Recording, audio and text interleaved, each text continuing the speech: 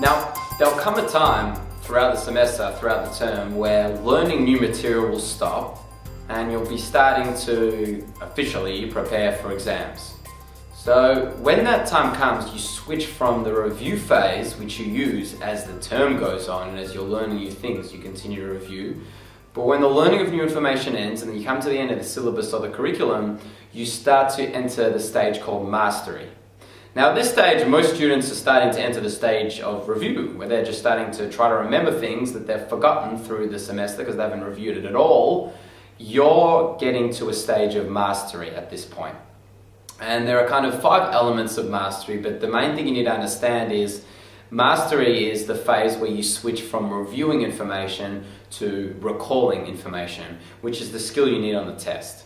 Reviewing information is going to help you keep that information through the length of the term or semester, but the mastery phase, this recalling phase, is when you actually start preparing for the test, which tests recall. So the 5 things you want to do, the first thing you're going to want to do in this phase is you want to start getting the big picture. So this is the time where you stop kind of like going over your notes and you start to generate an overall understanding. So you can use mind maps, use a big whiteboard, which I like to do, and just jot down the main ideas, see how things are starting to connect with each other, and start to give yourself an overall understanding of the topic. The next thing you want to do after getting the big picture is you want to start condensing your notes. Now this is good for subjects which are content rich, opposed to subjects like math, physics or chemistry, which are more numbers based. For your subjects like say psychology or history, political science, English, you got a lot of notes, you want to start condensing these notes. And you do that by asking yourself, what is the main point here again? And what does my teacher really want me to know? Right? Nancy Lee, who we've been introduced to, she went on a sabbatical from her teaching and went back to do some studying, and she did her first test and she didn't do well. And she's like, this doesn't make sense. I'm a teacher. I used to write these tests. Why wasn't I doing well? And she started to think to herself, all right, well, what would the teacher want me to know? What would the teacher want me to understand? And when she put herself back in her own shoes of being a teacher, she was able to tailor her studying around answering those questions, around the framing of a teacher. So when you condense your notes, when you're in this mastery phase, you want to start to think to yourself, what does the teacher really want me to know, really want me to remember, and what will I likely therefore be tested on? So you're condensing your notes shorter and shorter and shorter. The third step is doing practice questions. And practice questions are very important for your problem-based, your technical courses, such as math. You want to do as many problems as you can so you start to familiarize yourself with the types of questions that can potentially be asked on a test. Again, this is all about recall.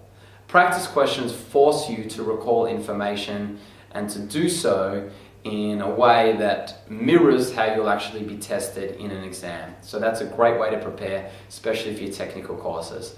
For your courses such as English or political science, you can do practice essays, which is a great way to prepare. Get yourself in the practice in the method of planning out an essay and then writing it under a time limit, which is also a very important point.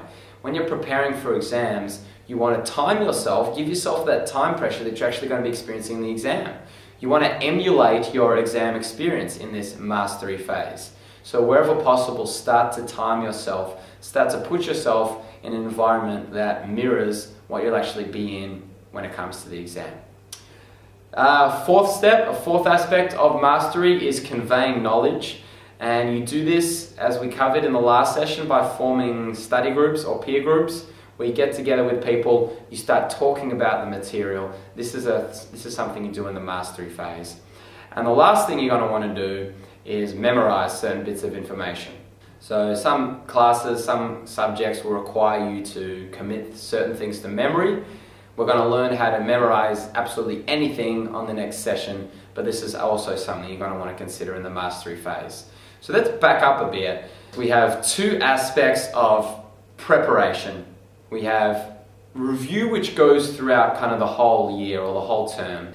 And then when the teacher stops teaching specific class material and you've actually got a period where you need to start preparing for an exam, you're switching to the mastery phase. And the mastery phase is, again, where you try to recall information. You're retrieving information, you're recalling it, and you're trying to get this big picture. You're really trying to master the material. And it's important that you make that kind of mental shift, that you're no longer learning information or reviewing information, but you're starting to master it.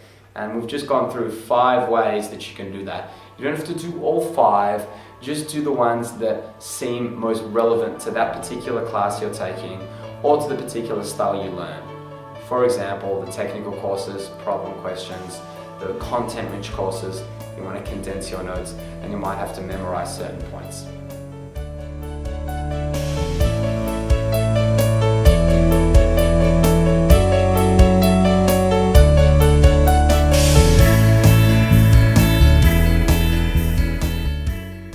Okay, here's a visual on this. We've got day 1 over here and the exam is over here on the end. Now from day 1 we start stage 1, gathering and reviewing, and we're using that system of review we covered. Then when new content ceases being taught, we kick on over to stage 2, which is that mastery phase where we're using those 5 elements of mastery which will take us up to the exam.